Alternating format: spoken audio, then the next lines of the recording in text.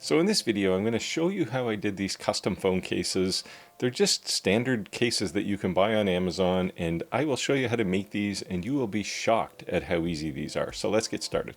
Hey, it's Steve, welcome back. Now, I'm finally getting back to a bit of project work, and I've been over the last couple of days working on these custom phone cases. One of them is actually for me, and I'll explain that as we go. But these things, the material costs are really low.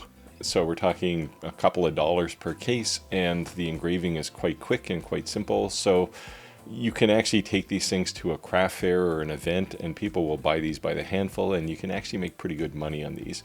So with that, I'll show you three different scenarios here. I'm going to take a standard SVG file, and in this case I'll use my logo. Then I'll take a mesh, so just do a complete pattern across the entire back of the phone case. And then finally I'll show you an actual photo. And yes, you can actually engrave photos on these phone cases. And that's enough of the context. Now, you can do this with any diode laser. In my case, I happen to have the WeCreate 40-watt laser sitting on my workbench, so that's the one I'm going to use. But again, you can use any diode laser you want, and you might have to play with the power. I'm using the 40-watt here, but if you're using a 40-watt, the settings will be virtually identical to what I'm using. And with that, let's get going, and I'll start with my logo. All right, so the first thing I'm going to do is position my phone case down on the workspace. I'm using the WeCreate, so I'm using Make It here, but you can use Lightburn if you want. And I'm just going to rough size it first to get my logo down to something close to the size I need. Then I'm going to use the WeCreate camera, which is a really nice feature, and get this then accurately sized and positioned on the back of the phone case. Now, as far as settings go, it's about 53% power, and I used about 450 millimeters a second here, but I actually reduced this and did it a second time about 350, which seemed to be a much better setting. And after that, it's just a case of sending it over to the laser and doing the engraving. I won't show you the entire engrave here. It's sped up about 25 times. And once it's done, pull it off the laser, and you can see roughly what it looks like there. After that, just a quick cleaning with some alcohol, and or you could just use the cloth by itself. And when it dries, it'll darken up a bit, but you can see the output looks pretty nice. And that's a phone case. Now, what I'm going to do is take a mesh. So I found a pattern, and I'll show you how I engrave that across the complete back of the phone. Now, in doing the pattern, I just went out to Google Images and I found something that looked kind of cool, and scaled it appropriately here for the back of the phone. Now you can see I have some pretty heavy duty weight here around the outside of the phone case, and that's because when I engraved the logo, I noticed that the phone case was bouncing up and down because of the air coming out of the laser.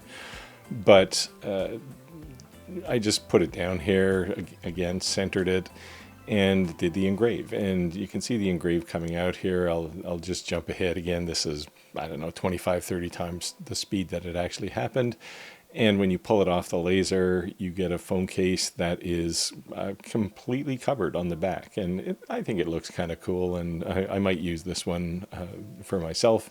But that's a mesh, and sometimes you'll want to do something like that for somebody.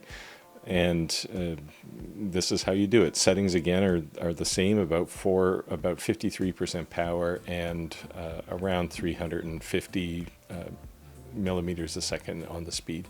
Next, I'll show you how to do an image, and this is the one that I think is the most interesting. And we'll start with Boba Fett, my favorite character.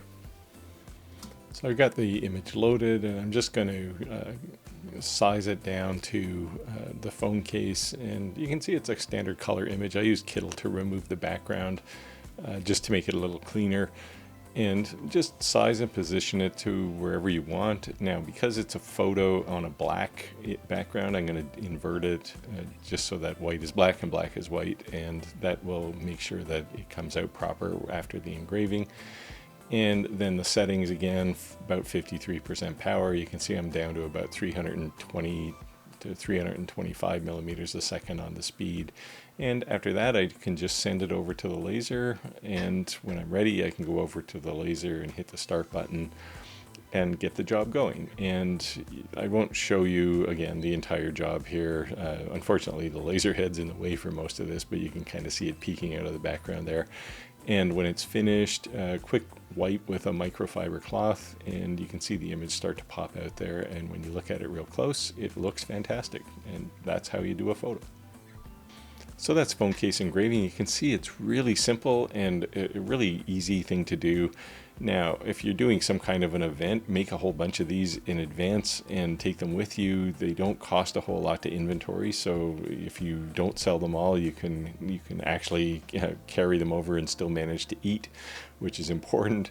But if you have something like an Xtool F1 that's fairly portable, you could also take that to the event and you could live engrave these, or you could take things you've already engraved and maybe put somebody's name on them, just for that added punch. Now, I'll put a link in the description down below to the phone cases that I use. These ones are for an iPhone, but these are available for any phone. So, hunt around a bit and you'll find what you need. And with that, I'll say, give this a try, get out there, make your world, and I'll see you next time.